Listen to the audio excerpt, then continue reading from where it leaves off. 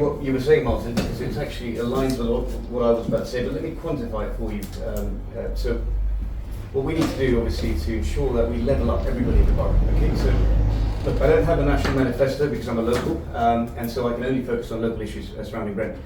There is massive disenfranchisement of youth in Brent. Okay, there were a lot of community outreach programs, a lot of community centres that have been underfunded or funding have been pulled. Okay, so the Unsai Youth Project, the Yeltsin Youth Trust, you talk about Stonebridge Boxing Centre, Unity Boxing Centre, the Jason Roberts Foundation, the Tavistock Youth Cafe, all of these, and I know this because I grew up attending these places, volunteering for these places. Okay, there was Rumi's Cafe in Queen's Park that was shut down to make way for the council, to make little private housing, you know. And I think grassroots level engagement ensures that our youth do not feel detached from society. They're in touch with role models, and also single parents at the moment, they need a lot of support, right? And I'm in agreement with Jonny Singh that we need to restore childcare. We need to give full support to single parents with childcare and ensure community training hubs. And these community training hubs will be for kids who want to leave school perhaps, get into apprenticeship training programs, for those who obviously single parents who have online access to online programs. All this stuff ensures that our local communities in most, impoverished areas who are obviously forsaken by the government at large will get an equal opportunity to level up with everybody else. And I think the way I'm going to bring about these changes, how I'm going to fund it, is obviously I'll have to dissect the balance sheet, the budget of Brent Council, have to look at overspends and underspends, look at efficiency savings, look at procurement contracts, and I can go on and on about that. But there will be a need. You wouldn't have the authority to do that, would you? Pay another council. No, we get that, but we can work with Brent Council, we can work with Council Montgomery, but there has to be some sort of constructive dialogue. I may not do it personally, but there will be some sort of involvement in that process. Yeah, I think you'll find that the actual processes will enable you to do that. Yeah. And legally, you won't be able to do it. Okay, so I want to move on. I'm going to go on to environment, and then just look at the time now, it's 7:22, and I need you to make this short because there's some stuff that's a lot of the community are very, very passionate about, right? And we haven't got enough time for that, and I really want to address those.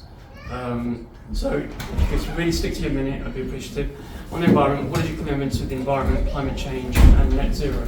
So just give us a short brief. And we know what the Green Party is about, right? Your name says it all, right? Yes. All right, so I'll give you a minute, but try to make it brief. Yeah. The climate emergency is coming upon us all the time. The evidence is there in extreme weather and so on. The people I know in Brent who know most about climate change are blokes and women on my allotment who see it all the time in terms of the seasons, in terms of droughts, in terms of flooding on the allotments. They get sympathy for the farmers because they know what's happening to the farmers out there.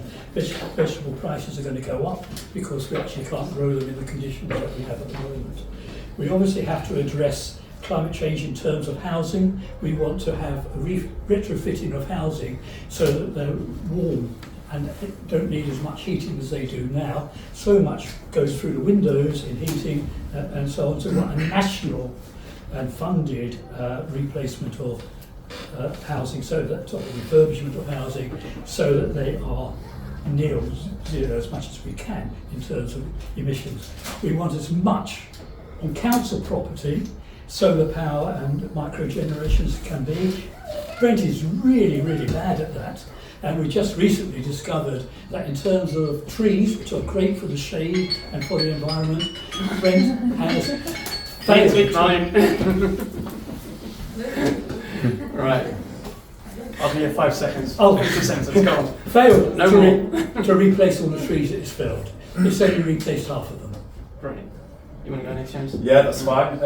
So my whole experience was professional experience was in banking, which was solely around environmental, social and governance principles. I'm the chief executive of a company, an investment company, that solely is involved in environmental, social governance principles.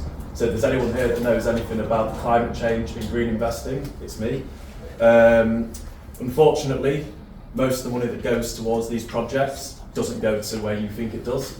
There has to be a huge increase in transparency within the investment space. We need to make sure that there is no more lobbying from oil and gas companies that take huge amounts of subsidies towards green investing when it doesn't really go to those places where it's needed. And we need to fund more innovation from small startups. We need to fund more innovation scrapping ULEZ, for example, because it only punishes the working class, and using innovative products or innovative ideas that will actually cut pollution, will cut emissions. This is what we have to do. Thank you, James.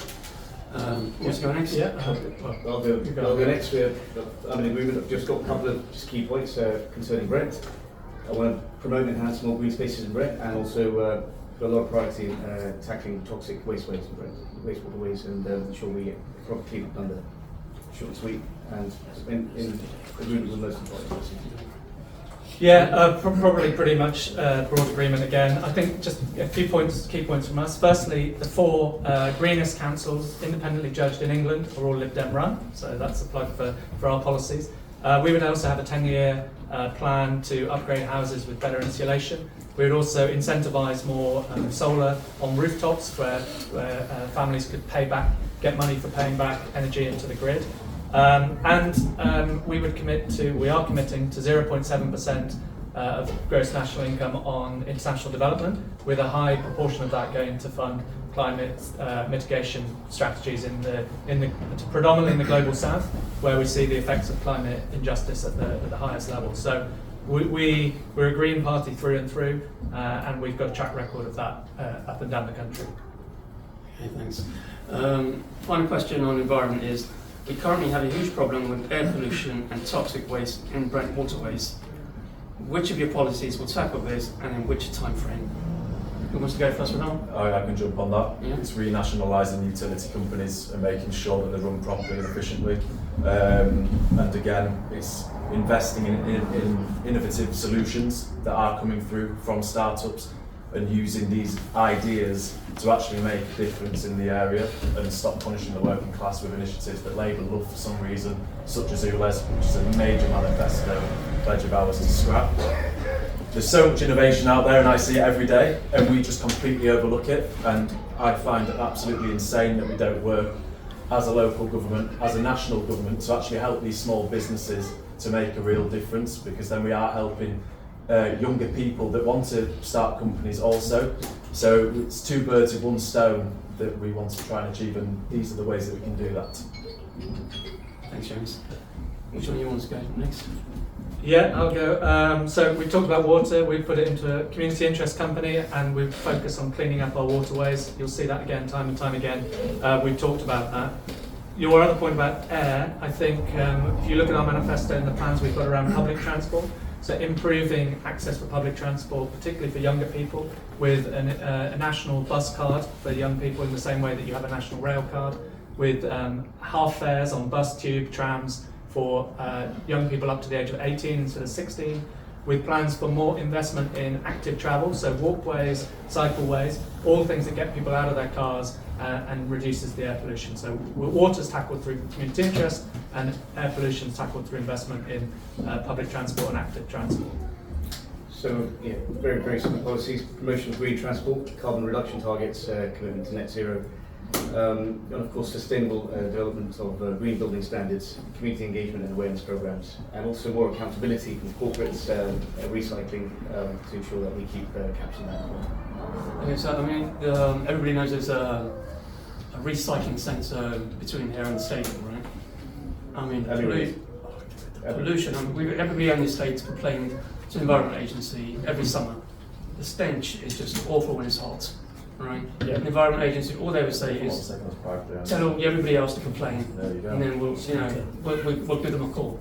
Nothing ever happens, right? Because it's so private. how do you do something to affect that at a Brent level? You have to take it back into local governance. It's as simple as that. All these issues come from private companies leeching off of local funding and local people with absolutely no repercussions. There has to be accountability, not just at their level, in the council also, because people are making awful decisions every day which actually impact people with no accountability.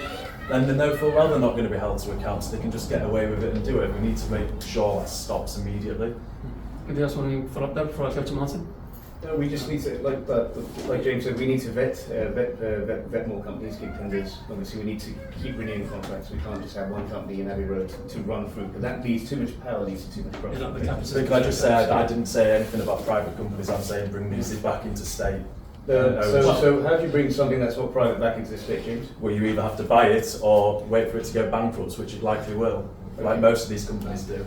Okay, so bankrupting companies again then? Yeah, Okay. that's fine. If they don't make any benefit to society, why should shareholders leech off local people and local governments? I don't understand why you're so scared of bankrupting shareholders. Is that your prerogative that we keep funding companies to make shareholders richer, but then actually punish the communities that they're supposed to serve? I'm not really sure. You keep talking about private companies, yet you're unaware about the massive administrative legal process. No, I'm well aware. I'm well aware. And also, shareholders aren't just rich people; they're common people. Okay. They're common shareholders, right? Well, most of these companies are owned by pension funds. Exactly. I'm not sure if you're aware of that. So these pension funds There's a are whole not host of core investors, a wide companies. spectrum of investors, so bankrupting companies doesn't solve the problem. You need to. And it comes back to responsible investing. Guys, stop. Right. You both made your point, right? Everybody's heard it. It's Moving really on, Martin. interesting. An investment banker for the Workers' Party arguing An investment with banker. yeah, Yes. it's fascinating. We're both investment bankers here, so don't be often about that. Okay, Martin. Seneca, the Seneca Works, the big stink of Olympics 2012, if you remember it. It completely caught the headlines that there were Olympic events at Wembley Stadium, accompanied by this dreadful smell coming from the other bits of Wembley. Really bad. Actually, Green Party, when the Wembley Stadium, surrounding area of Wembley Stadium was first suggested as redevelopment, we put forward a plan to Brent Council about investing in start-up green technology companies around that area. That's 20 years ago. If we'd have done that, we could have actually been in the forefront of green technology in Britain at the time. Instead, they went for luxury housing and retail. And apparently now it's not retail that they're pushing, it's experiences. You go to the LDO for an experience, not to shop. Yeah, but that the Dubai concept, that's what's happened. Bubble parks and other things and all the rest of it. Something that would have given jobs and supported the transition to clean air and lower carbon was thrown away, that opportunity. And now when you look at it, cheaply built, very expensive flats, which help nobody in Brent. Thank you, Mike. All right.